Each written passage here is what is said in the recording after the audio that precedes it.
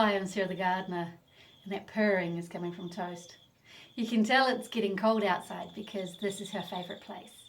It used to be hiding underneath my plants to seek out the shade, and now she's in my greenhouse. And I need to use that container. Never mind. So anyway, it's been a while since I've been in the garden, and I tell you what, it feels so good to be back. I've been working on a super secret project. Yeah, you'll find out about it soon enough. But for now, I'm trying to restore order in my neglected garden. So come, let's go and have a look. See what I've been up to. It's been really cool, and I've only been in the garden 2 days. The first thing I did was mow, because the grass was long and unruly, and it just made it really difficult to see where to start. But the thing is, it seems to have grown again. It's a never-ending task.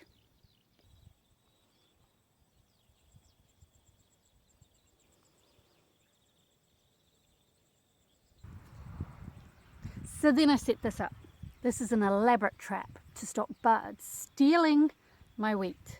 Because while it sort of acts like a cover crop, because wheat is allelopathic, which means that its roots put out chemicals that inhibit other things, which keeps the weeds down, and it is also good to grow something not leaving beds barren over the winter. The wheat is for me for a mulch, because when you've got a garden this big, buying mulch is expensive. So I grow it, and I stole it from the chickens. Yep, it's chicken food, and it's fabulous. So I don't grow it for the wheat. I'm not going to be making bread. I grow it for the straw. And then I dry it out and lay it under my crops in the summer. Works really well. I've done it for quite a few years now, which is fab. So I did that, and then, so what we have here is a really sorry sight. I stuck in a sneaky row of spuds, hoping to catch a crop before the frost, but the blight got it.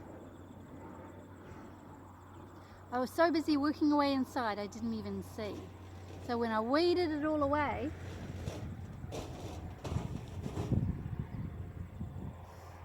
that's the goats. Now we're making a movie, and so you need to just, okay? We're making a movie. When I weeded it all away, all I was left was this. So what I'm going to do is I'm going to dig it all up, find out what we've got under here. I'm not expecting great things. And then I'm going to plant a mustard cover crop. So that'll keep the ground busy over the winter. Mustard is said to have properties that can sort of almost fumigate the soil. And so, well, got to worth a shot really. So it'll clean up the soil. Now, what's going in after this is my carrots. So they don't like a nutrient-rich environment to grow in, but they do like the loose soil that we will have after we dig the potatoes out. So what I'm going to do is, instead of digging in the cover crop into this bed, I'm going to pull it out and dig it into another one at the time. So, because at the moment there's so many crops still in there, and so while I want to sow cover crops, there's just not the opportunity to do so, because I'm not going to rip out things that are still producing for me, especially when I've neglected the garden so dreadfully. So that's one of the things I need to do. So the other thing I have to do is take care of, I fought blight all season before I started my project. And so once I started my project, well, there was no hope. There is done, dusted, there are no more tomatoes, which is kind of fair for this time of year anyway, but they need to come down. It's a bit sad really. A garden's not really a garden without tomatoes in it, and it's such a significant feature. When I take them down, the garden will be so flat, the height will have gone.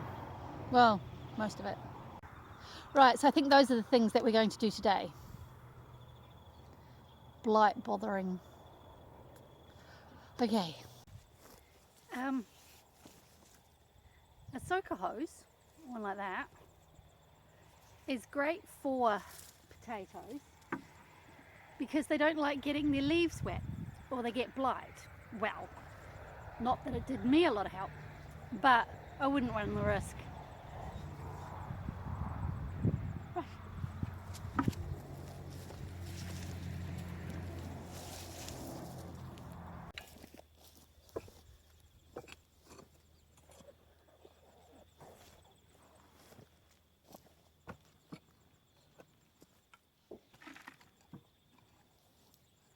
Whoa.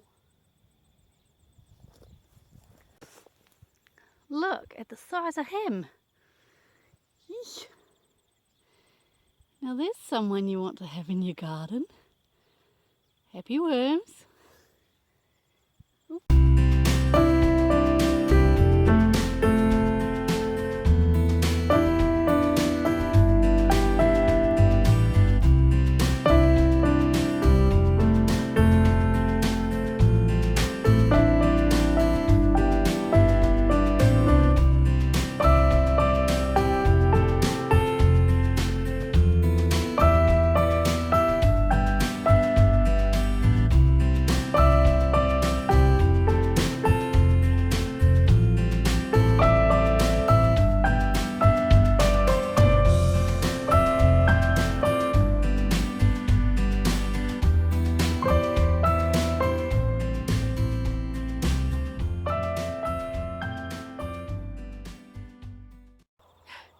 Well, that was way more than I expected. Look at all of that.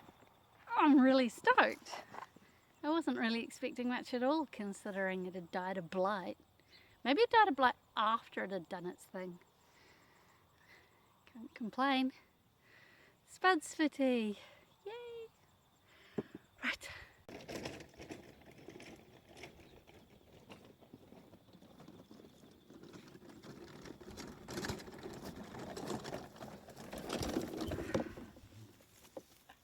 Right, now I'm being pessimistic because I have a small container in case there's any tomatoes left that are actually edible.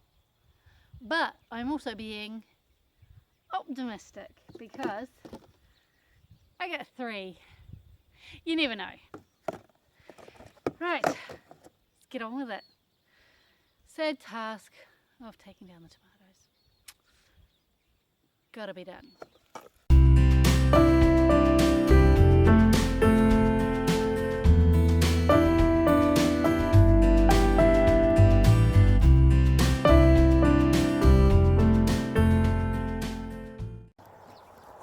In case you wanted to know, this is what blight looks like on tomatoes. See? It's pretty gross.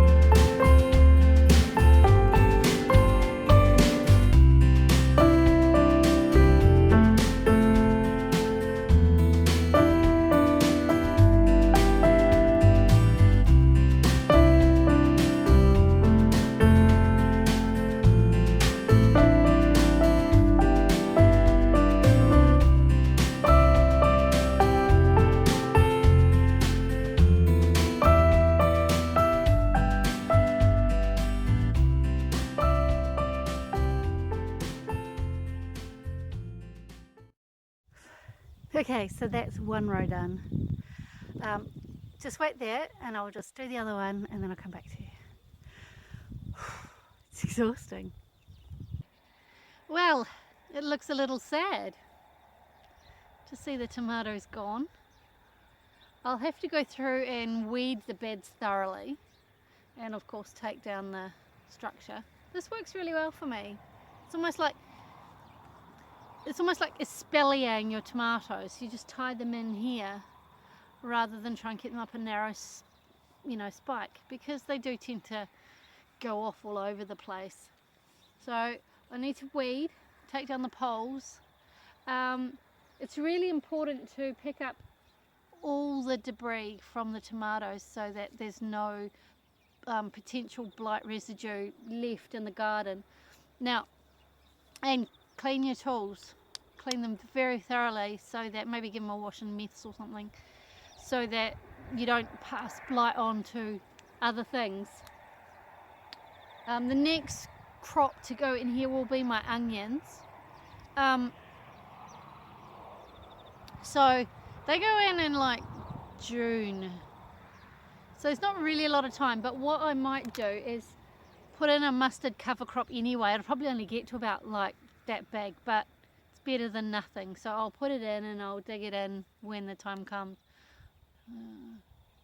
But it won't really rot down. Well, at least having had it there will help. Maybe dig it in somewhere else.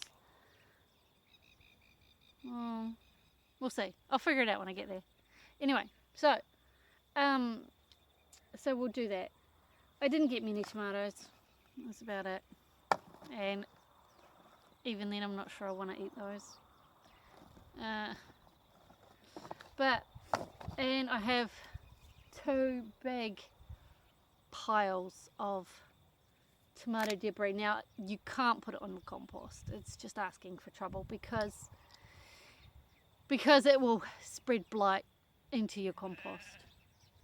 And it's really important to do a bit of crop rotation as well. I mean, tomatoes aren't going to be in here for another 4 years, because they'll go into this bed here with the peas are in next, and then there's a bed over there where the squashes are this year, and then the onions were over there. So it's going to take 4 years to get back into this bed. So hopefully that's enough time to rest the soil from the hazards of being a Solanaceae. And I have an escaped lamb on the hill. He should be in the field. What are you doing there? You should be in the field. So now I need to take care of the tomato debris. Right, come with me. It'll be exciting. Right. Right.